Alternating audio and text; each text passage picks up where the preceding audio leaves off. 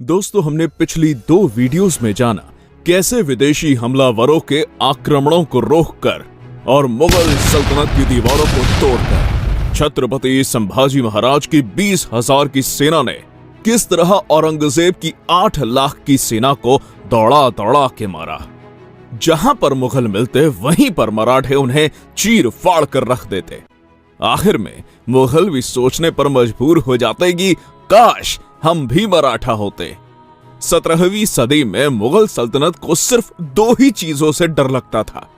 पहला, जंगल में शेरों से, और दूसरा दक्खन के मराठों से।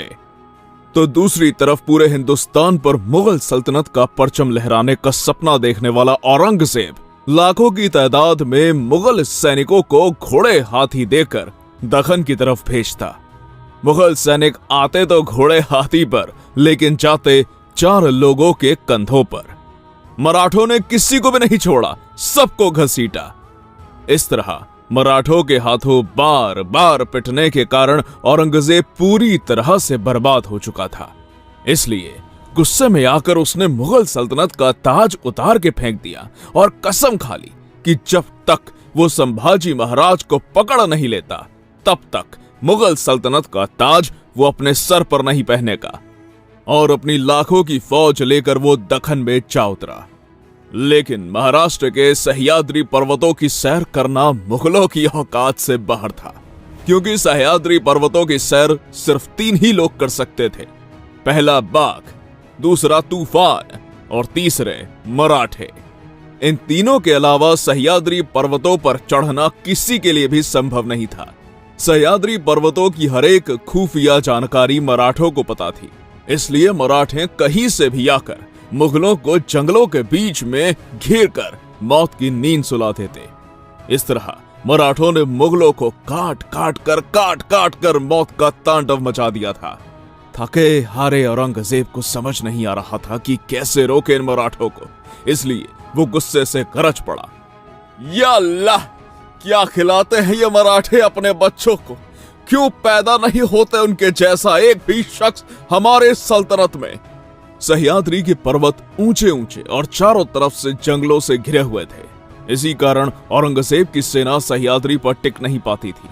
इसलिए औरंगजेब ने एक तरकीब लगाई। शंभू राजे के खिलाफ दूसरे हिंदू राजा को खड़ा कर दिया। वो जाके सीधा महेश्वर के राजा चिक्का देवराय के साथ मिल गया। उसे लगा कि उत्तर से मुगल सेना और दक्षिण से महेश्वर की सेना मराठों को घेर लेगी तो हम आसानी से मराठों का सफाया कर सकते हैं। लेकिन इस बात की भनक जब संभाजी महाराज को लगी तो उन्होंने महेश्वर के राजा चिक्का देवराय को काफी समझाया। लेकिन चिक्का देवराय औरंगजेब का मित्र था। इसी वजह से उसने संभाजी महाराज द्वारा भेजा गया सुलह के प्रस्ताव को ठुकरा दिया और 3 मराठा सरदारों के सर काटकर श्रीरंगपट्टनम के द्वार पर लटका दिए।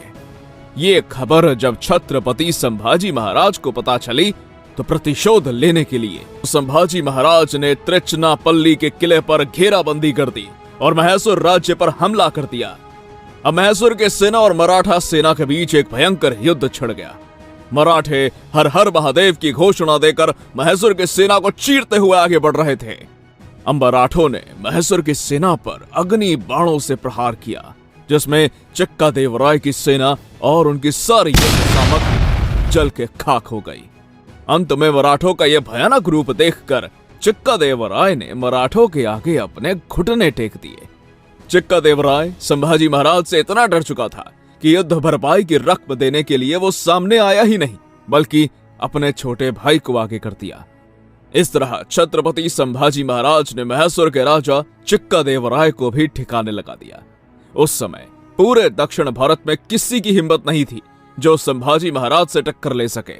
दक्षिण भारत में मार खाने के बाद अब औरंगजेब गोवा के पुर्तगालियों के साथ मिल गया। गोवा में पुर्तगालियों द्वारा हिंदुओं को जबरन धर्म परिवर्तन करना अपने चरम सीमा पर था, पर शंभू राजे भी कहाँ रुकने वाले थे।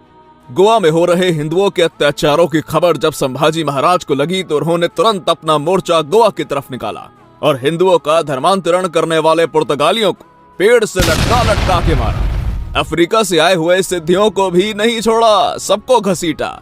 एक साथ 12 से भी ज्यादा सल्तनतों को धूल चटा दी थी इस अकेले शेर ने। दोस्तों, यहाँ पर ध्यान देने वाली बात यह है कि इस हिंदुस्तान की धरती पर छत्रपति संभाजी महाराज एकमात्र ऐसे योद्धा थे जिन्होंने अपने 9 साल के शासनकाल में 120 से भी ज्यादा युद्ध लड़े। और इसमें गजब की बात यह थी कि उसमें से वो एक भी युद्ध नहीं हारे। अजेक्य योद्धा जिसे कोई हरा नहीं सकता, जिन्होंने अपने पिता छत्रपति शिवाजी महाराज के हिंदवी स्वराज्य को एक नई बुलंदी पर पहुंचा दिया था। इस तरह छत्रपति संभाजी महाराज और औरंगजेब के लगातार युद्ध संघर्ष में दक्षिण भारत की आदिल शाही और कुतुब शाही, ये दोनों इस्लामिक सल्तनतें हिंदुस्तान के नक्शे से गायब हो गई। अब औरंगजेब समझ चुका था कि इसको हम ऐसे खुले मैदान में नहीं हरा सकते, इसलिए उसने संभाजी महाराज के खिलाफ षड्यंत्र रचना शुरू कर दिया। और एक दिन संभाजी महाराज अपनी सेना को दूसरी तरफ भेजकर राजनीतिक काम के चलते संगमेश्वर के रास्ते से गुजर रहे थे। तभी कुछ अपने ही गद्दारों ने धन की लालसा में इस गुप्त रास्ते की जानकारी मुगल सरदार मुकर्रब खान को दे दी। इसलिए बिना देर गवाए मुकर्रब खान की 12,000 की सेना ने संभाजी महाराज को चारों ओर से घेर लिया। 8 लाख की सेना संभाजी महाराज का कुछ उखाड़ नहीं पाई, लेकिन अपने ही लोगों द्वारा की गई विश्वासघाती के कारण 12,000 से कैद होना पड़ा। संभाजी महाराज और उनके मित्र कवि कलश को कैद कर लिया गया। यह खबर जब औरंगजेब को पता चली तो उसने आदेश दिया कि इन दोनों काफिरों को विदूषक के कपड़े पहनाएं, दर्दनाक यातनाएं देकर ढोल नगाड़े बजाकर पूरे शहर में घुमाओ। कोई उन पर पत्थर फेंकता तो कोई तलवार से उनके शरीर पर घाव करता, तो कोई नाखून से उनके शरीर को नोचता, तो कोई ऊंट की पूंछ को मरोड़ देता। शरीर का ऐसा कोई अंग नहीं बचा था जिससे खून ना निकलता हो। जिस किसी भी हिंदू ने इस भयानक मंजर को देखा उसका दिल दहल गया। अगले दिन संभाजी महाराज को औरंगजेब के सामने लाया गया, लेकिन संभाजी महाराज बिना डगमगाए सीना तान के औरंगजेब के सामने खड़े थे। तभी मुगल सरदार बोला, झुक जाओ आलम पनाह के सामने। इस पर संभाजी महाराज के मित्र कवि कलश बोले, राजा है वो, झुकेंगे नहीं, झुकाएंगे। औरंगजेब बोला, खामोश। और तख्त से नीचे उतरकर उसने अपने अल्लाह का शुक्रगुजार किया। उसकी आंखों से मानो खुशी के आंसू टपक रहे थे। ये सारा नजारा देखकर छत्रपति संभाजी महाराज अपने मित्र कवि कलश से बोले, कवि जी, इस प्रसंग पर तुम्हें कोई कविता सूझती है? कवि कलश बोले, हां राजे, क्यों नहीं। पूरा मुगल दरबार हिल गया। मौत के मुंह में यह संभाजी और इसे कविता सुननी है। इस घटना पर मुगल इतिहासकार काफी खान लिखता है, वो फूटी किस्मत का वो कवि कलश हिंदी में उत्तम कविताएं करता था।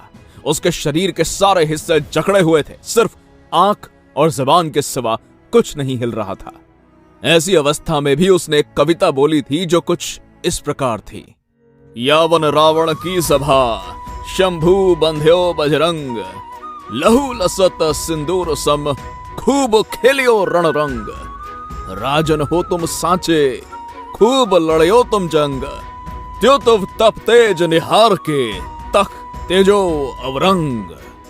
इसका मतलब था कि मुगल रावण की सभा में संभाजी महाराज को ऐसे बांध के लेके जा रहे हैं कि जैसे कि वो खुद बजरंगबली हनुमान हो, और संभाजी महाराज के बदन से बहता लहू जैसे हनुमान जी के शरीर पर लिपटा हुआ सिंदूर लग रहा है। शंभू राजे, क्या लड़े हो आप जंग, क्या आपका शौर्य, क्या आपका पराक्रम, क्या आपका तेज। आपका ये तेज देखकर औरंगजेब खुद अपने सिंहासन को त्याग कर आपके सामने घुटने टेक कर बैठा है। ये शब्द सुनकर औरंगजेब गुस्से से गरज पड़ा और उसने आदेश दिया कि ले जाओ इन दोनों को हमारे नजरों के सामने से और डाल दो कारागार में। औरंगजेब हर रोज आता और संभाजी महाराज से सवाल करता, तुम्हारा खजाना, हीरे जवाहरात, संपत्ति कहाँ रखी है, हमें दे दो। हमारे कौन कौन से आदमी तुम्हारे साथ मिले हुए थे उनका नाम बता दो। मराठा साम्राज्य को हमारे हवाले करके हमारे गुलाम बन जाओ, और हाँ, इस्लाम कबूल करोगे तो आज ही जीवित बचोगे। लेकिन इस पर छत्रपति संभाजी महाराज का जवाब कुछ इस तरह था, धर्म मतलब आस्था, और आस्था बदली नहीं जाती औरंगजेब। संभाजी 1000 बार जिएगा, 1000 बार मरेगा, मगर हिंदू धर्म नहीं छोड़ेगा। तभी औरंगजेब बोला, अरे कैद में तू है या मैं? तुझे हमसे डर नहीं लगता संभाजी? संभाजी महाराज बोले, नहीं औरंगजेब, हमें किसी से डर नहीं लगता, लेकिन हमारी वजह से सबको डर लगता है। औरंगजेब गुस्से से आग बबूला हो गया और उसने आदेश दिया कि इन दोनों को कड़ी से कड़ी यातनाएं दो। इसलिए अब धीरे धीरे संभाजी महाराज की खाल को खींचा गया। दर्द ज्यादा हो इसलिए जख्मों पर नमक डाला गया, मिर्च को आंखों में डाला गया, बालों को खींचा गया, शरीर से मांस के टुकड़े निकालकर कुत्तों को खिलाया गया, उंगलियां काटी गई, हाथ काटे गए, जलती हुई गर्म लोहे की सिलियां को आंखों में घुसाया गया, जबान काटी गई। हर रोज उनके शरीर के एक एक अंग को काटा जाता। 40 दिन तक औरंगजेब की हैवानियत का यह सिलसिला चलता रहा। अब संभाजी महाराज ने अन्न जल त्याग कर दिया। पहरेदारों के लाख समझाने पर भी संभाजी महाराज ने उनकी एक नहीं सुनी। संभाजी महाराज का समय अब निकट आ चुका था, इसलिए पहरेदारों ने यह बात जाकर औरंगजेब को बता दी और 11 मार्च 1689 को फाल्गुन अमावस्या के दिन संभाजी महाराज को फिर से औरंगजेब के सामने लाया गया। दरबार में उपस्थित मुल्ला मौलवी काजी कहने लगे कि संभाजी महाराज को जीवित रखना मतलब खतरे से खाली नहीं है, इसलिए इसे जल्द से जल्द खत्म कर दो। और आखिरी बार औरंगजेब कहने लगा, संभाजी मान लो हमारी शर्तों को, इस्लाम कबूल कर लो, जीवित छोड़ दूंगा। लेकिन संभाजी महाराज अपने धर्म और स्वाभिमान के मार्ग से थोड़े से भी पीछे नहीं हटे और अंत में औरंगजेब कहने लगा, संभाजी महाराज हार गया मैं तेरे सामने। अगर मेरा एक भी बेटा तेरे जैसा होता ना संभाजी, तो हिंदुस्तान क्या मैं पूरी दुनिया पर अपने जीत का परचम लहराता।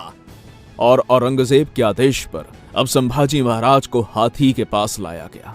वहां पर उनके शरीर के टुकड़े टुकड़े करके उनके सर को औरंगाबाद यानी आज के छत्रपति संभाजी नगर और वहां से बुन्हानपुर और बाद में दिल्ली के दरवाजे पर लटका दिया गया। मौत अगर सर पर हो तो इंसान न जाने कुछ भी बड़बड़ाने लगता है, लेकिन संभाजी महाराज स्वाभिमानी थे। उन्होंने नहीं कहा मुझे छोड़ दो, माफ कर दो, शरण दे दो। वो चाहते तो बाकी राजाओं की तरह औरंगजेब के सामने झुककर अपने लिए बड़े बड़े महल बनवाकर आराम से जिंदगी जीते, लेकिन धर्म और स्वाभिमान का सौदा उन्होंने कभी नहीं किया। अगर हमारे पैर में कांटा भी चुभ जाता है तो हम 8 दिन पैर को लेकर बैठ जाते हैं। तो सोचो उस समय संभाजी महाराज ने कैसे सही होगी यह दर्दनाक पीड़ा। किसके लिए, क्यों? अपने पिता छत्रपति शिवाजी महाराज के हिंदवी स्वराज्य के सपने के लिए, राष्ट्र धर्म के लिए। अंत में वो दुष्ट औरंगजेब कहता रहा, सचमुच छावा था छावा शेर का। हमने आंखें निकाल दी उसकी, लेकिन उसकी आंखें नहीं झुकी हमारे सामने। हमने जबान काट दी उसकी, लेकिन उसकी जबान से नहीं मांगे उसने रहम के 2 लफ्ज। हमने हाथ काट दिए उसके, लेकिन नहीं फैलाए उसने हाथ हमारे सामने। हमने पांव काट दिए उसके, लेकिन नहीं घुटने टेके उसने हमारे सामने। हमने गर्दन काट दी उसकी, लेकिन नहीं झुकी उसकी गर्दन हमारे सामने। सचमुच छावा था छावा शेर का। या अल्लाह, होंगे कामयाब कभी, ऐसे ही लौटना पड़ेगा खाली हाथ। देश धर्म पर मिटने वाला शेर शिवा का छावा था। महापराक्रमी परम प्रतापी एक ही शंभू राजा था। बाद में मराठों ने छत्रपति संभाजी महाराज के शरीर के टुकड़ों को जमा करके उन पर अग्नि संस्कार किया। छत्रपति संभाजी महाराज की चिता की जलती हुई आग की लपटें हर मराठा के शरीर पर लग चुकी थी। अब हर मराठा हिंदवी स्वराज्य के चिंगारी को अपने अंदर तेजी से भड़का रहा था और एक दिन इस चिंगारी ने औरंगजेब को इसी महाराष्ट्र की मिट्टी में दफन कर दिया। औरंगजेब वापस कभी दिल्ली लौट न सका। मराठे यही नहीं रुके, उन्होंने पूरे मुगल सल्तनत को हिंदुस्तान के नक्शे से गायब कर दिया। औरंगजेब के क्रूर मुगल साम्राज्य का अंत मराठों ने कर दिया था। पुणे से शुरू किया गया मराठा साम्राज्य का तूफान आगे चलकर अफगानिस्तान की सीमा तक जाकर भिड़ गया। इतने बड़े हिंदू साम्राज्य का निर्माण करने का कारनामा इतिहास में मौर्य और गुप्त साम्राज्य के 1000 साल बाद सिर्फ मराठों ने ही करा। दोस्तों, आज के लिए इतना ही। मिलते हैं अगली वीडियो में नई जानकारी के साथ। अगर वीडियो पसंद आई हो तो लाइक करें, कमेंट करें और हाँ, चैनल पर नए हैं तो सब्सक्राइब करना मत भूलिएगा।